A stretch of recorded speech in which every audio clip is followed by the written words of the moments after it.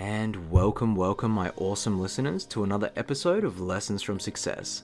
This week we bring an absolute genius on the show, Dr. Chris Jeffery. At the young age of 32, Chris is an engineer, an ex-army officer, an orthopedic surgeon, and the list goes on from there.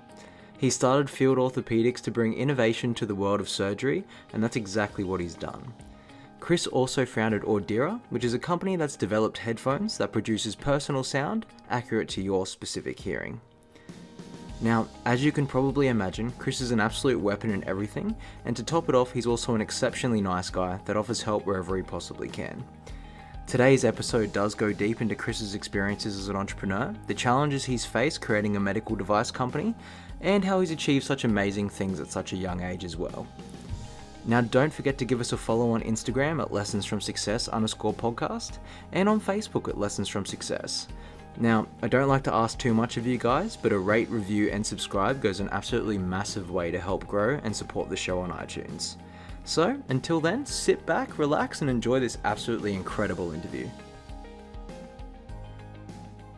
So thank you so much for coming on the show today. Today we have Dr. Chris Jeffery, and he's here from Field Orthopaedics. Thank you so much. Thank you for having me.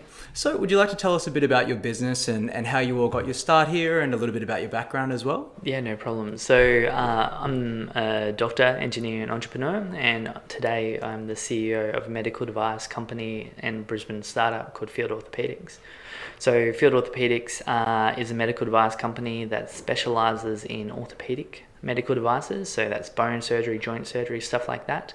And what we do that's special is we work with the end user, being orthopedic surgeons, to arrange consensus groups where they come and talk about their problems, either impacting their everyday job or patient outcomes, and we pair them with very experienced teams of engineers, researchers, and designers to take those problems and come up with solutions and turn them into devices that we then commercialize to return profits to do it all over again.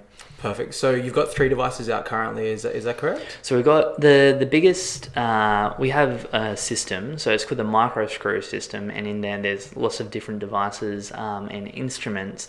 I guess the main workhorse implant that we're known for is the micro screw, of which there's a few different varieties, but the famous one is what's called a 1.5 millimeter screw, and it's this really small blue screw that is special because it's what we call cannulated, so it has a hole down the shaft of the screw. And why that's special is it allows surgeons to use wires to very minimally invasively capture bone fragments, put them back where they need to be, hold them there, and then fix them with the definitive screw in the micro screw, in comparison to what we do now, which is try to hold it all in place and put a hole in it and then get something in there to keep it there. Yeah. Perfect. So how did this idea sort of come up? Was this something that sort of bred the company from the get-go, or is this something you came up with after the company had already been started? Yeah, so the company is 4 years old this year. So it initially started in 2015 from a group, our first unofficial yet official consensus meeting. It was just after I started another company called Audira, and my colleagues and mentors, orthopedic surgeons, were telling me why was I spending all my time working on ENT technology, so ear, nose and throat technology, when I wanted to be an orthopedic surgeon. And my response was really because I hadn't been given the chance. So they convened this little impromptu / our first formal meeting to talk about problems. That day we specifically focused on wrist arthritis, and the meeting was mainly full of hand surgeons. I've always had a fascination with hand surgery and the finesse and the complexity of doing these procedures. So that day we were talking about wrist arthritis, or hand and wrist arthritis, because it's a big problem. It affects about 1 in 6 people over 60, very similar to like knee arthritis or hip arthritis. But unlike knee or hip, where most of us will know someone who's had a joint replacement, in the hand, the implants don't work quite right yet. That's because the hand is very complicated. It's a lot of bones, it's got a large circumferential range of motion, minimal soft tissue, and most importantly, when you hold something in your hand, as I'm imagining holding a cup of coffee right now, the force of gravity goes in the opposite direction to where your bones are. Whilst in the knee or the hip, if you're standing or walking, if you can imagine when you're loading that, like standing, the force of gravity is in the same direction as your bones. So what that means is the wrist is unstable and they fall apart and they fail in that regards. So in that meeting, we were just kind of throwing around ideas, and we came up with our first idea, which was this wrist replacement that was stabilized using a 3-part magnetic coupling system. And that was really the excitement that inspired everyone to support us from the orthopedic realm and got the company started. So in the early days, we were very much just a research group, and what we wanted, we were frustrated operators, I guess. What we wanted to do was create translational IP or valuable IP that then we could give to existing medical device companies that we saw every day in the operating theatre, in the hope that they would take those ideas and make these devices that would be solutions that could help us treat patients better. The problem is that was 2015, 2016, which was the time around the global financial crisis, and the companies weren't really collaborating as much as we thought they should be, or we thought they normally did previously, and we got frustrated. But fortunately, due to the excitement around some of the other entities that had been involved in, and the excitement around the ideas and the meaningful impact that our solutions could bring, we were offered capital, which turned us from this research group of just frustrated operators to a medical device startup, and then sequentially a medical device company. So back to the screw. The screw is only about a year old. In fact, I launched it to the world officially last year. In 1 week's time, it'll be officially a year from when it was launched. And it was launched at what we call the AAOS, or the American Academy of the Orthopaedic Surgeon meeting. It's the biggest meeting in the world, about 40,000 surgeons, 8,000 companies. It's just, there's only 3 places in America that can do this. So we launched it a year ago, and the reason we did that is there's lots of moving parts to making a medical device company. You have to build your team, you have to build your internal processes, you have to get certification, and there's some specific certifications you need. You have to establish manufacturing, and you have to know that you can do this time and time again reliably, because at the end of the day, you don't want patients to suffer. So despite all the crazy things that we're working on, and there's like 11, as you can see outside, there's about 11 different project groups currently today working on innovative things. We decided to go with the micro screw because it was practical, it had real value add, and it was more simplistic in comparison to the other exciting things that we're doing here. So thinking back a little bit further before this all started, would you like to tell us a little bit about your first invention, which was the headphones? Yeah, so my background is complex. So I was an engineer once upon a time, and then I became a doctor. And during medicine, I decided, amongst other things, to do a PhD. And as I alluded to before, I always wanted to be an orthopedic surgeon. And because of that, I thought I'd do this orthopedic PhD. And one of the topics I was really looking at the time was knee biomechanics, so how the knee works. 20% of people that get a knee replacement aren't satisfied with their replacements. They kind of regret the decision. And I had this theory at the time that it was to do with the biomechanics of how that worked. So there's this famous professor of orthopedics from QUT here in Brisbane called Ross Crawford, and I diligently set up this PhD plan to do a biomechanical study of people with knee replacements and look at the difference between people that were happy and people that weren't, to see if I could find anything. And I presented that to Ross, and he goes, that's fine, a valid contribution to the academic literature. It's probably a very good PhD. I 100% think you can do that.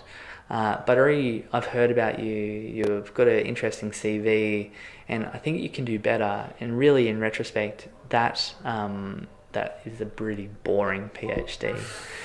Ross said, we're excited to support you. We have plenty of money. Go out and find problems worth solving. and he sent me out to look for things in the healthcare system to do my PhD on. I probably should have been looking for orthopaedic problems, but I was looking, because I wanted to do orthopaedics, but I was looking everywhere. And at the time I was working as a junior doctor in the Ipswich Hospital, in the ENT clinic. And my average patient was about a 5-year-old kid. They'd been referred to me because they were either missing developmental milestones, were withdrawing from family and friends, or just had behavioural issues. And 80% of those kids are doing that because they can't hear. So their hearing's leading to a delay, and it's leading to frustration. They're missing bits of information, leading to behavioural problems, so on and so forth. Wow. About 15% of them, like the other 20%, probably about 15% have other medical issues that we need to be aware of. They're all the weird and wonderfuls and scary things such as brain tumours, seizures, and chronic medical conditions. And we don't really want to do invasive investigations if we can avoid it, because 80% of people just having problems with their ears and need grommets, and the very minute is just behavioural, and they need to go to the pediatrician to give some behaviour modification strategies. Anyway, so I was this junior doctor working in Ipswich, and I had these patients, and the problem was the wait list to see me was 12 months, and the wait list to see the audiologist, that tertiary trained professional that does the can you hear the beep test, the hearing test, was about 18 months. Wow. So a lot of the time kids would come to this clinic and they didn't have their audiogram, this medical hearing test. So the best thing I could do was reorder their hearing test, put them back on the wait list, and hope when I see them in another year's time that it would be done and we could get on with treatment or investigations. Once again, because it's very invasive to look at these other things. Yeah. So in the context of this PhD topic and in the inspiration of seeing these kids and wanting to help them, I thought, how hard is it to do a hearing test? As a former electrical computer engineer, surely I could write a computer program to do that. And so I pulled out my old coding textbook one night and did it, and created the first embodiment of this technology. And what I did is rewrote the software that goes on a normal Bluetooth chip. And I came in, they were Sony headphones at the time, and I came in to my bosses at the time. I'm like, look at what I've done. This can just do a hearing test, and people can do it in the weight room. They can come out. There's decreased wait times. We'll be able to screen them accordingly. If we don't even need to see the patients, so they don't have to wait that 12 months. We'll know the ones that need grommets quickly, and then we can fix it.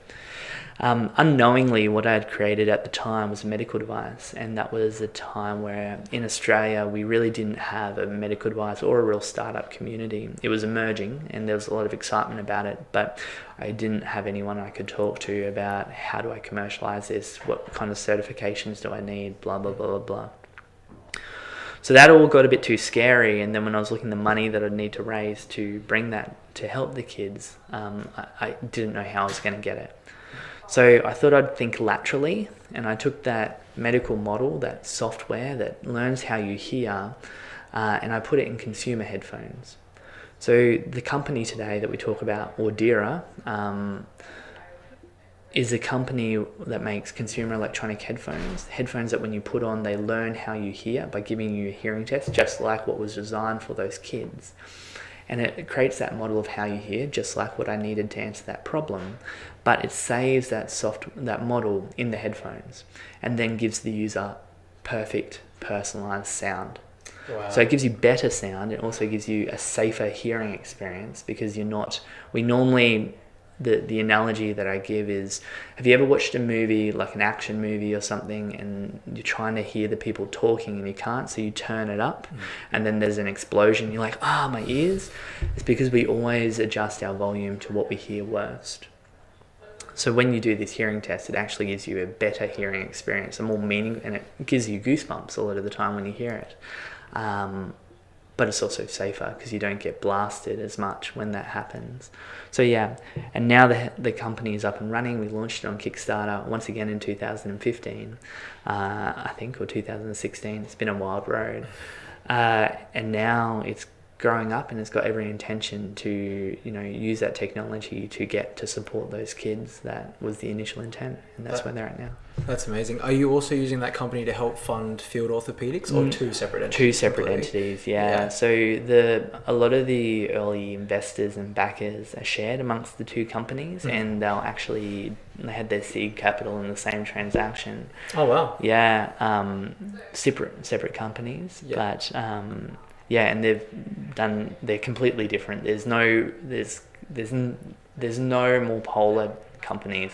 One is a consumer electronic company that is probably got out of this world Instagram campaign, Instagram channel, and then there's a medical device company. We spend most of our day looking at patent applications and emerging technology and working through like really dense, heavy science.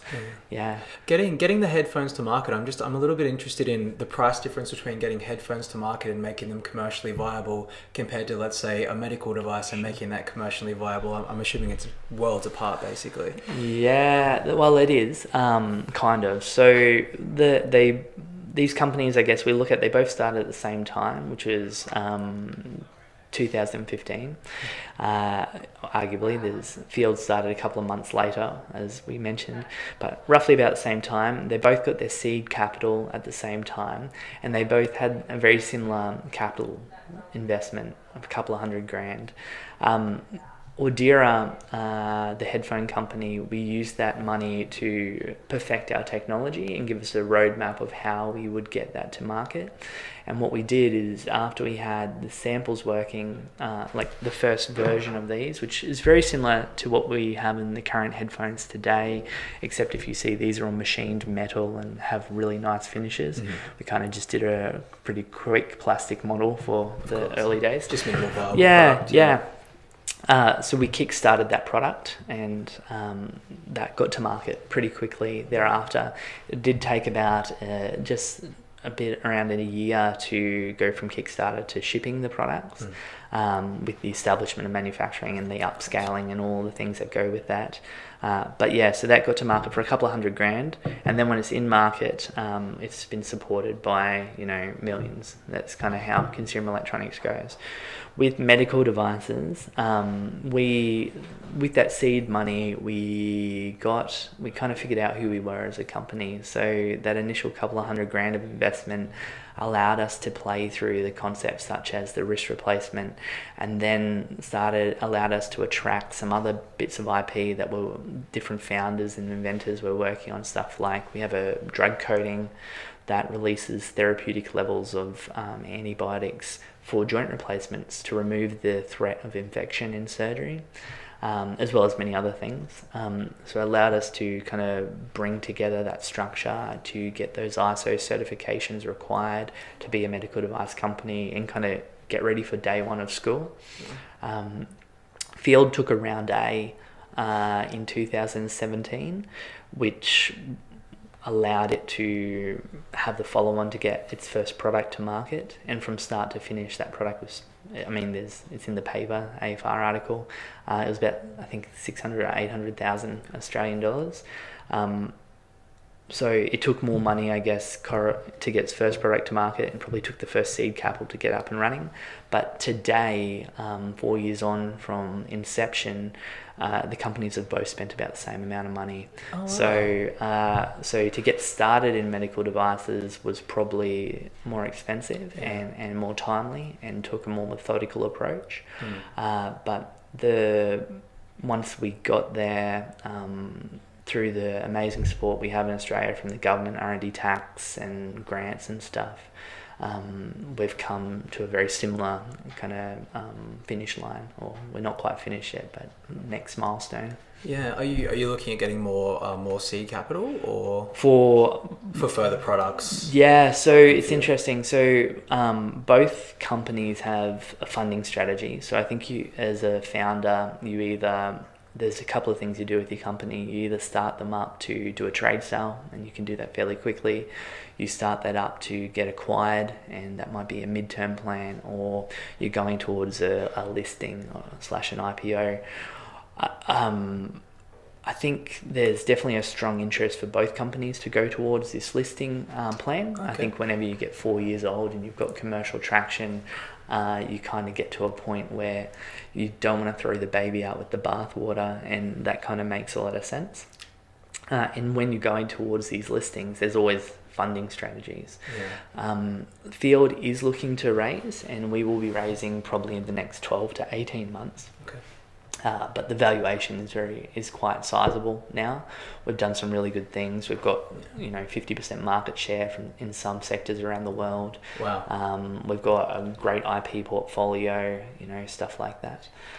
Ordera is also looking to raise, and it's raising to take on the mammoth of the industry, which is consumer electronics, and really teach people about the importance of hearing and the difference between, I guess, the science and value of a headphone platform such as Ordera compared to like a run-of-the-mill system like Bose or whatever that just have really high-quality speakers creating good sound.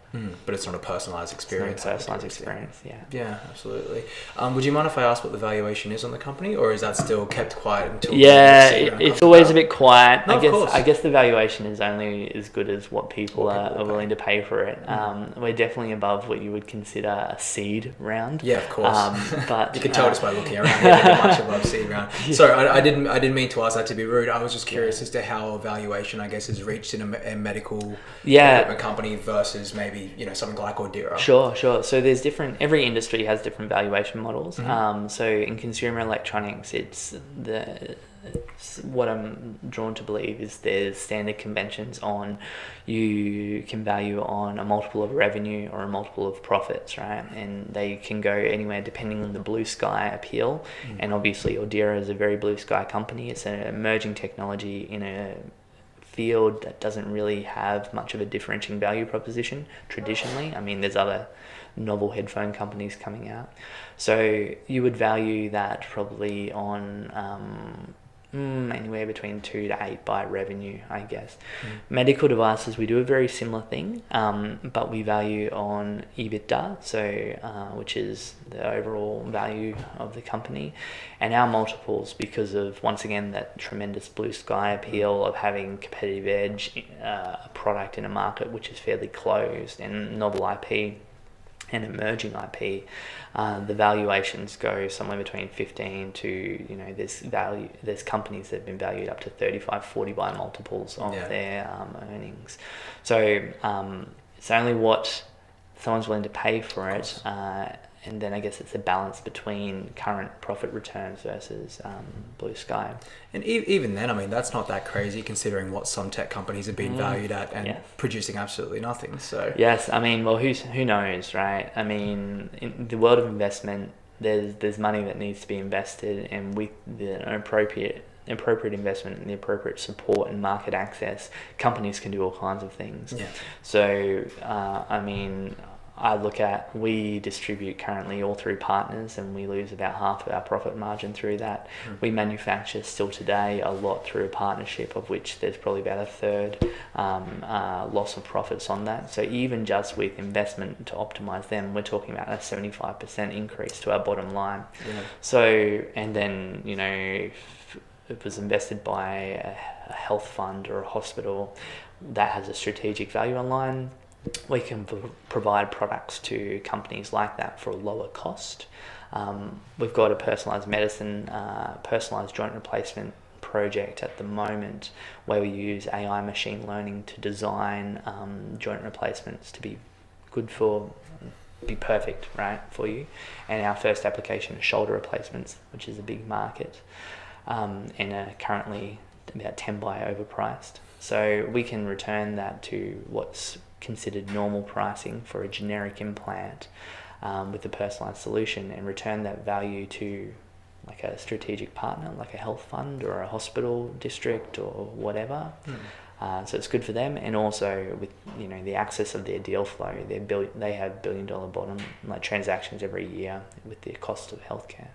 Yeah. So you can, with the right alignment, we can get those kind of win-wins, and with that you may see valuations that are much higher than what we would typically see in medical devices, which is a closed industry where people that invest in medtech just invest back in medtech, and there's no leverage into those market sectors or so on and so forth. Yeah. No, I would love to move on to a little bit about yourself now, if that's okay. Yeah. You seem to be the master, just off what I've gathered so far, you seem to be the master of time management, because you've done so much in your life at such a young age. I'd love to know, where did this, I guess, the mastery of the time management, and how have you done so much at such a young age?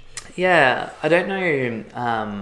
I was given a book by only recently, and I'll paraphrase this, although I never thought about these skills at the time, but the book's called Doing the One Thing, and the premise of the book is that if you focus on one thing, you're going to be really more efficient on achieving that, compared to if you're like frantically running around saying, well, I want professional success, so my Monday to Friday 9 to 5 I'm going to be driving up that corporate ladder, but I want to see my core friends, and I'm going to see them all Friday night and all Saturday morning, and I haven't caught up with my high school friends for a while, so I'm going to make sure I spend all Sunday with them, and you just kind of run around whilst balancing my gym and my new hobby of, I don't know, gardening or painting or something, and then having some time for my sentimental other. So the book talks about when you run around and try to achieve in everything, you maybe are detracted from that one thing that gives you joy or value, and that tries to incentivize you to align your focus.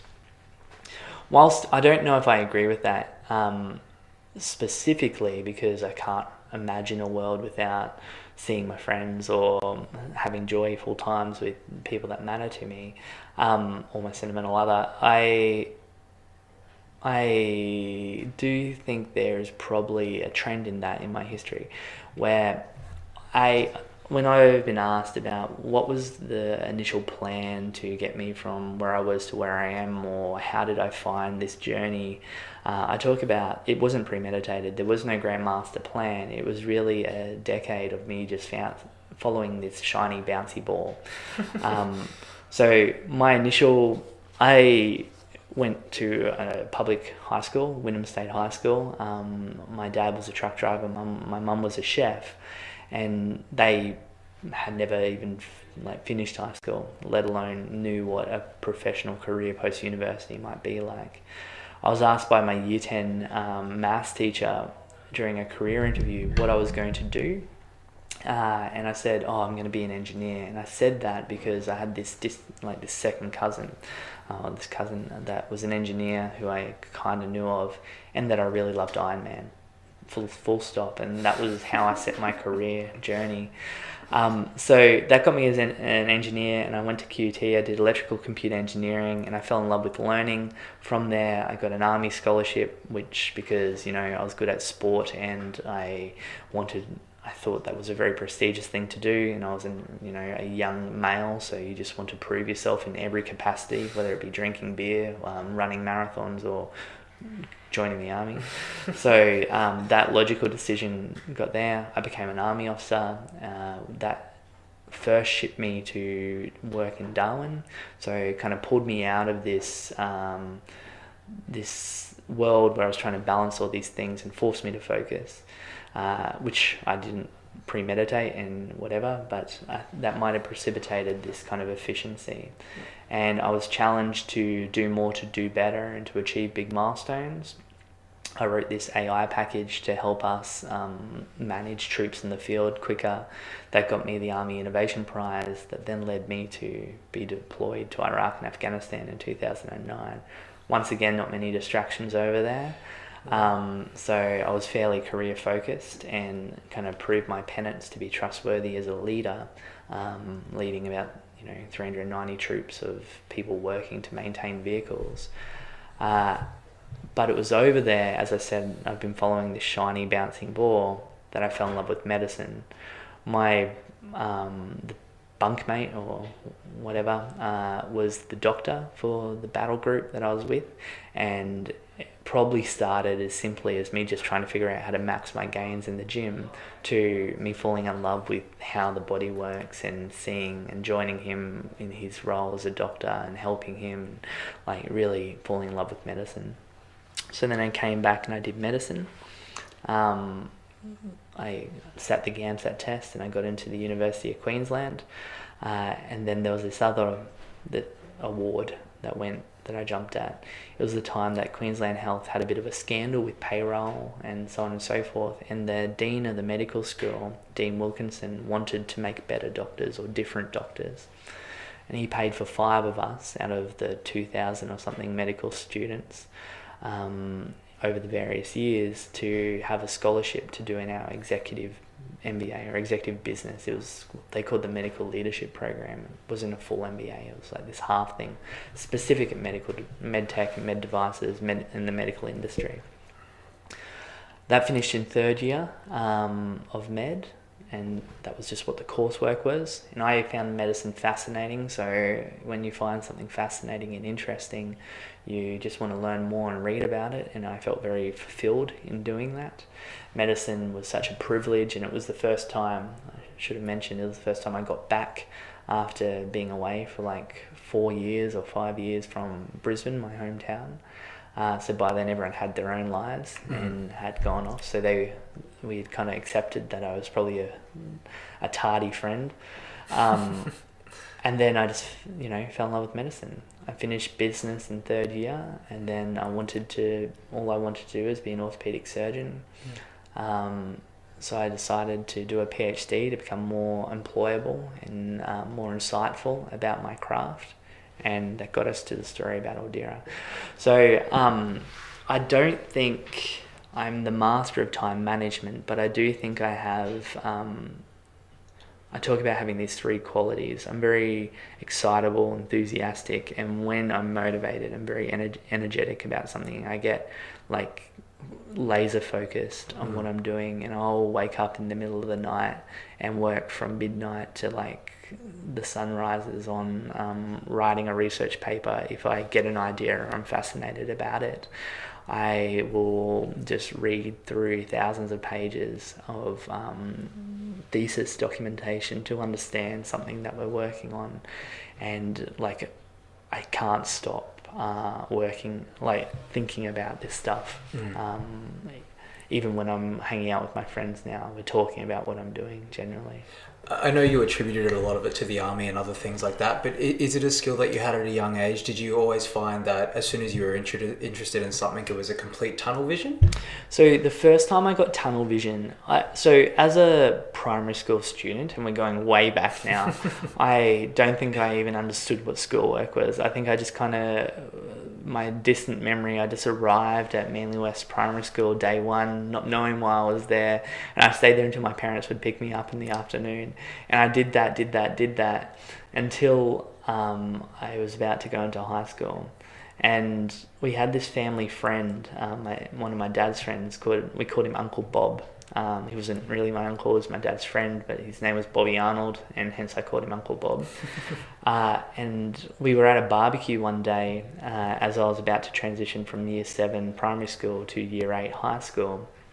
And Uncle Bob took me aside, and I think he thought was his kind of right as the elder, one of the elders in the group. And beer in hand, next to the barbecue, he gave me this really meaningful advice. And he said, "Chris, you're a grown-up now. You're about to start high school, and the world is your oyster, and you can make whatever you want out of it. You can go off and have a lot of fun, and your life will be full of fun. And you'll have lots of friends, and you'll go through there. You can pay a little bit of attention and muddle your way through, and you'll muddle your way through in life, and you might be able to get a job like as the manager of Woolworths, or a bricklayer at the council, or you can really focus yourself and commit yourself and make something out of yourself and make a difference in the world." And really, it's day 1. Everyone has the same opportunity, and it's up to you to decide what you want to do. And I remember stepping in there and saying, "Well, Jesus, Those first two options didn't sound very good. I guess I really want to commit myself, and with that in mind, I was kind of blinkered when I started year 8 to focus and do the most that I can. Now, I stayed focused for about 2 years until I met girls, and then kind of by year 10, I was only interested in hanging out with my friends, talking to girls and playing football. Happens to the best of us, I think. Rite of passage. But that picked up again in university, when I was the first person in my family to go to university, and no one was there telling me what to do anymore. In high school, it was always, this is what the exam's going to be, this is what you need to pass, this is what you're going to do, and you get fairly coached. In university, there wasn't mandatory attendance when I went. I could do whatever I want, and no one cared. And as soon as I got my army scholarship, I was living out of home as well, so there was no one even there to tell me what to do. And that kind of inspiration from those early days, with the love of what I was learning, is what drove me to have this focus and productivity. Yeah. So I think I had it before the army. It definitely sounds that way. Even through primary school, though, was there something apart from school that was sort of grasping at you? You were saying school didn't really agree with you, but was there something else? Just hanging out with friends, right? So I don't think it wasn't. So I was obviously a kid, 5 to 12, I think, and I just hadn't been presented with this idea of learning. Like, my parents were not academics, they weren't professionals, they were people that had a lot of friends, and that's what they did. So that was my understanding of how you operate in society. And fair enough. I guess for the aspiring entrepreneurs listening in, do you have a recommendation as to how they might find what gives them tunnel vision? Or so there was a quote that I recently read, which is talking about bamboo forests. So I don't know if you know, I never knew anything about bamboo forests before the other day when I read this statement. But a bamboo forest will only grow like a millimetre a year for the first 3 to 4 years. And then afterwards it grows about 30 centimetres a day. And the reason being, a bamboo forest invests its time and energy as an early plant in establishing a strong rooted foundation, a framework for success, shall we say, of which they've got these deep root stocks that will penetrate into the ground and make sure they have what's required for future growth, and then they'll boom. With entrepreneurs, we unique individuals where we see opportunity and we create value, and whether that's finding a way to have a more efficient meeting in the workplace, whether that's finding a way to learn better at university, this is the innate skills of an entrepreneur. I think where we fall over, however, and why there's so much failure in the startup space, which isn't a bad thing, is that we get very excited and we want the big win very fast. We are so excited about this unique insight and this unique value that we have that we think it should be successful today. My advice for entrepreneurs about how to get that insight, the insight or focus, is to realize that this is an investment that you're putting in your future, and you really need to do that groundwork to establish the frameworks, to build your teams, to build your connections before you go on and grow. With Ordera, we spent 2 years building the product and making a better product before we told the world about it, before we kickstarted, before we did our first little bit of advertisement. With Field, we've got 11 products currently underway. We've had maybe, probably another 11 products that have come through prior to this date. But the world's seen like one whole system, This laser focus and this investment is something that we need to realize. And I think about this now in context to this bamboo, that we need to continually reinvest and refocus, not get distracted by the world, not get distracted by the lack of momentum or interest from people around you, because you're that bamboo forest and you need to set the foundations to boom. And we have insights because we're closer to the problem and we understand problems better. because that's who we are as people. That's why we create these companies and these products. No, I absolutely love that response. Whereabouts did you read the analogy on the bamboo? LinkedIn. No, it's a good platform. It absolutely is a good platform. I wish it was more insightful than that. I read it completely in passing. It actually was linked to this really interesting article, but I can't even remember the article at the moment. Well, you got the gem out of it anyway. Yeah, I was like, this is great. Yeah. Would you have, so if you could go back in time now and speak to, let's just say your younger self that's just finished up in the army, would you have any advice to yourself or anything like that, or would there be anything that you would have changed throughout your journey? I don't think there's anything that I would change. Everything that I've learned that's made me the person I am today, I needed to learn. And I think with any insight before the fact would have led me to not learn that lesson and would have probably detract from the person I am and the skills that I have today. No. No, I love that answer. Yeah. That's a great answer. I think I guess the deeper question that's sometimes asked is, if I had a time machine, would I go back to myself and would I tell myself something? I don't know what I would tell myself. I think I'd probably say, no, I don't know what I'd tell myself. Invest in Amazon, I mean. I was going to say, don't get all hyped up with crypto. It'll only be short-lived. It'll pop, and by the time you get excited, you might fall over. Oh, God, that's pretty good. I'm sure it will go up again. Look, that's an entire whole other podcast. Yeah, that's a whole other podcast. Right? Not going to get into those details today. No, that's honestly some amazing insight.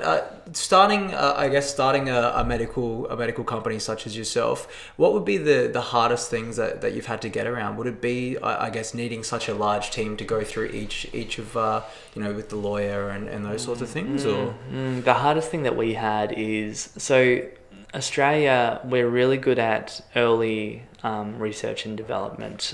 In the recent times, there's been a little bit of a trend and investment into creating what we call translational IP. But even with that in mind, in Australia today, in the medical device sector, we're very young when it comes to commercialization. And in a medical device industry, you need a very mature and capable multidisciplinary team. You need what's called a quality manager who understands the ISO 13485 standard, who can make sure that the framework that you're following is auditable and will be defendable in market. You need a regulatory advisor that understands and can interpret and generate relevant strategies for how to present your arguments and your submissions to the regulatory bodies to get approval to do that. You need manufacturers that understand how to manufacture to scale and understand how to manufacture under these risk assessment standards that are relevant to medical devices. And then you need a competent technical team that are not just intellectually brilliant when it comes to creating of IP, but can also be dedicated and put their head down and drive through the timelines that are relevant for a commercial industry. The biggest challenges that we've had is when we started, that didn't exist in Australia. We were a bunch of engineers and doctors who knew about medical devices, we knew how to make them better, but we didn't know the framework of how these companies exist, and we've had to build that from the ground up. We've had traumatic success, right? And we have records in everything from, good design awards from the ergonomic brilliance of our products, industry awards from the Bill Crawford Awards. We've won 2 or 3 years in a row. Looking at the scientific excellence of our innovations. We've got awards from or recommend letters of support from how excellent we are from our regulatory bodies. We have the record for the fastest class 2 to go through the FDA and so on and so forth. But we've had to really fundamentally think differently and build that from the ground up. And we've taken a lot of learnings from, project management in the Army. We inspired a lot from Toyota and how they manage their workflows. We're very automated with a lot of our processes, and even this year we've got a project on making an AI-based cloud platform to help us be quicker at making decisions internally. But the biggest learnings is how to teach people to learn about those things and how to onboard new staff so they can go from being a university student with no insight to being a competent, internationally impressive professional in this space. And how have you, I mean, very broadly, of course, how have you done that through your training here? Yeah, so anyone that starts at Field gets put into our intern program. We actually have a 15-week lecture series where we start talking about each bit. We have a 12-month program. Even if you go through that internship process, you go into a 12-month program where you're getting taught and assessed and mentored about the quality systems. We have subject matter experts that commit their time to giving lectures back to the junior staff, and we have a 360 reflection period where we all start to talk about how the process working, are they currently in keeping with the company, and how can we do them better. And we do a lot of capstone collaborations to try to blend other learnings from different industries. So it's very hard. Yeah, absolutely. And there's no silver bullet.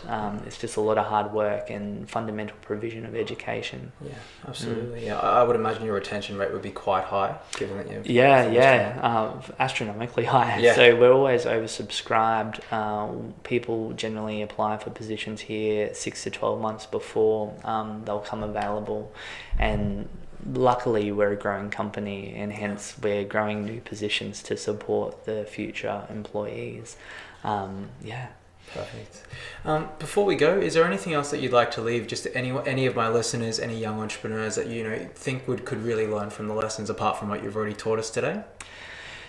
Yeah, I'll probably just end with a quote that I gave to the Australian last year, and then we'll expand on it. So I was always taught plan prevents poor performance. Let's PG rate this.